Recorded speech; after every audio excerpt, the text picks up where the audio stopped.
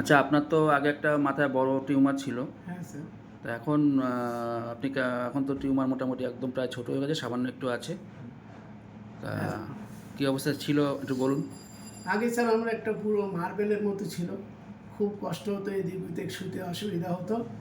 তো আমি বহু ডাক্তার দেখিয়েছি, হোমিওপ্যাথি ডাক্তার 10টা দেখিয়েছি, কোনো কিছু স্যার বেড়েই গেছে। তো আপনার ওই ভাইরাল দেখে আমি আসলাম আপনার কাছে। আমি এখন সম্পূর্ণ আগের থেকে অনেক সুস্থ আছি। আচ্ছা, কতদিনের টিউমার এটা আপনার? আমার 34 বছরের টিউমার। 34 বছরের টিউমার। আচ্ছা, এখন আপনার কোনো অসুবিধা নেই, ব্যথা-ট্যাথা কিছু নেই? এখন নেই, অসুবিধা নেই।